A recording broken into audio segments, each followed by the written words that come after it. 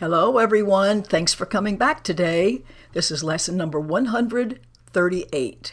Heaven, which would be joining or the truth, is the decision I must make. In this world, heaven or joining is a choice, because here we think there are, shall we say, equally important alternatives to choose between. We think that all things have an opposite, up, down, right, wrong, black, white, green, red, and we have to choose between those. If heaven exists, there must be hell as well. That's the way we figure things here in our world of opposites. For contradiction, conflict, is the way we make what we perceive and what we think is real. In other words, we would have no idea what is a crime if we didn't know what was not a crime. We wouldn't know which way was left if we didn't know which way was right. This world is always based upon sets of opposites. Now, creation doesn't know any opposite, but here this opposition is part of being, quote, real. It's this strange perception of the truth, making it think it's one half of an opposite, making it one half of a pair of choices, that makes the choice of heaven seem to be the same, seems to be on an equal level as the relinquishment of hell, kind of like left and right would be on an equal plane. It's not really like that. Yet what is true in God's creation, in love's creation, can't enter here. It can't be recognized or experienced here until it is reflected in some form that this conflicted world can understand. Truth can't come where it would only be perceived with fear. For this would be the error, this mistaken notion that truth could be brought to illusions. In other words, that the truth could somehow be inside of the imaginary, non-existent hallucination. Truth can't exist in some place that's non-existent. Opposition makes the truth unwelcome. Because the truth has no opposite, and therefore unwelcome, we can't perceive it. So choice is the obvious escape from what appears as, and I'm going to insert the words, pairs of opposites. Decision lets one of a pair of conflicting goals become the aim of effort and expenditure of time. In other words, without decision, time is but a waste and an effort dissipated. Because if I don't make a decision and come down on one side or the other of, do I go or do I stay? Do I take this job? Do I take that job? Do I go here? Do I go there? Do I go forwards? Do I go backwards? If I don't make a choice between those two and continue to do all of them, I just go nowhere. So that's why it says this no decision business just means my time is spent for nothing. And it goes by without any results whatsoever. There's no sense of gain, nothing's accomplished, nothing's learned. I cannot vacillate between two things, I just stay stuck. So you need to be reminded that you think 1,000 choices or more are confronting you when there's really only one. And this just seems to be a choice. It's not really a choice because the truth isn't a choice. The truth is just simply true. It can't maybe be true or maybe not be true.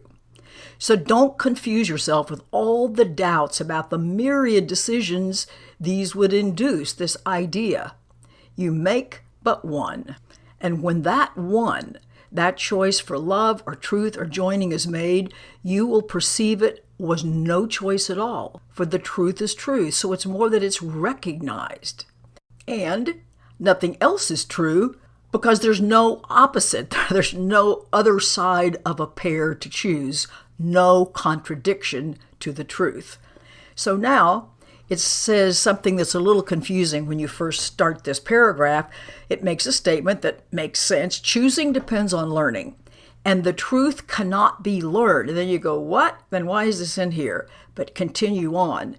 The truth can only be recognized. In recognition, its acceptance lies. And as it is accepted, it is known. Notice that word known. Then it goes on to say, but knowledge, or this knowing, is beyond the goal that we're seeking within this framework of the Course. These are teaching goals, teaching about changing our mind, teaching about what's important and what isn't. And that's to be attained through learning how to reach them and what they are and what they offer.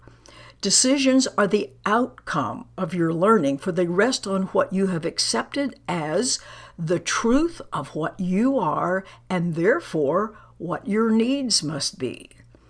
In this insanely complicated world, heaven or oneness appears, that's the key word, appears to take the form of choice, like, oh, I can take this or not, rather than merely being what it is. Of all of the choices you have tried to make, this is the simplest, the most definitive, and the prototype of all the rest, the one that actually settles all decisions. If you could decide the rest, this one would remain unsolved. In other words, because we're still choosing between opposites in the world. But when you solve this one, the others are automatically resolved with it, for all decisions but conceal this one by taking different forms. So you've got all the stuff in the world, or you've got the truth. So here is the final and the only choice in which truth is accepted or denied.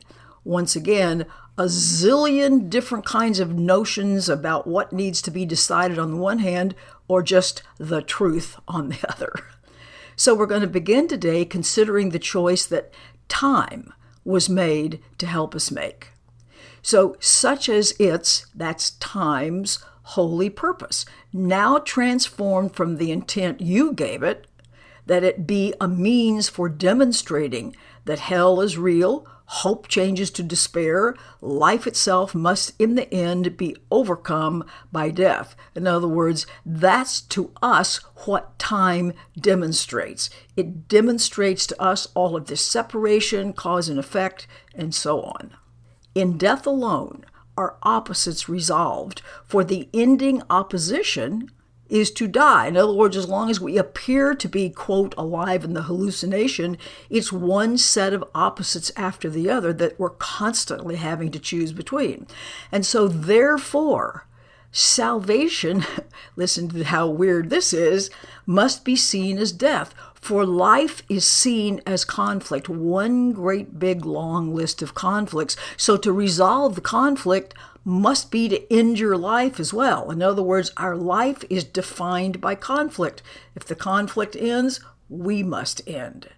These mad beliefs can gain unconscious hold of great intensity and grip the mind with terror and anxiety so strong it is not going to relinquish its ideas about its own protection. In other words, this seems like a real threat. I better have real protection.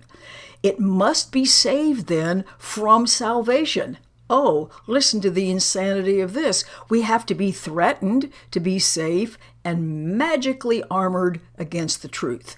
And these decisions are made unaware. In other words, we shove them into our unconsciousness to keep them safely undisturbed. So we can't question them, we can't raise them to reason, we can't raise them to doubt. They just stay down there doing all their damage. Heaven or union is chosen consciously. The choice cannot be made until the alternatives to choose between are accurately seen and understood. And all this is veiled in shadows in your unconsciousness. And it has to be raised to understanding to be judged again, this time with heaven's help, looking with love, looking with open-mindedness.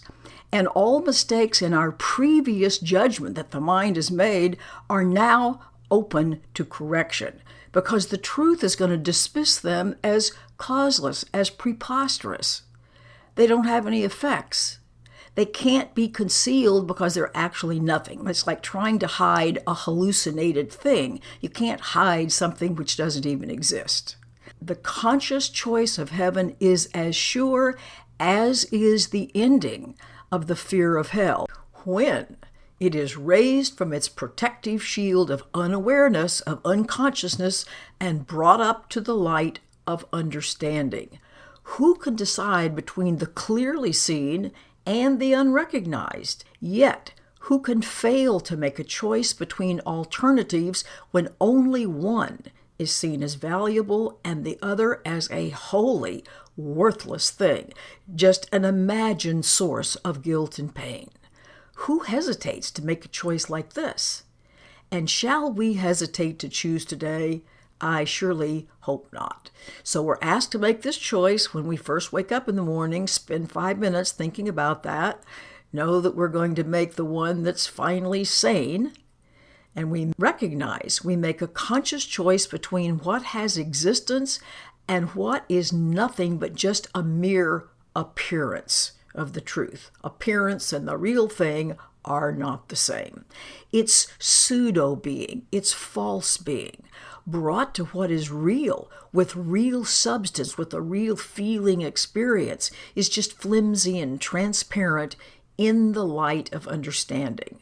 It holds no terror now, for what was made enormous and vengeful, pitiless with hate, demands obscurity. It has to be hidden for fear to be invested there.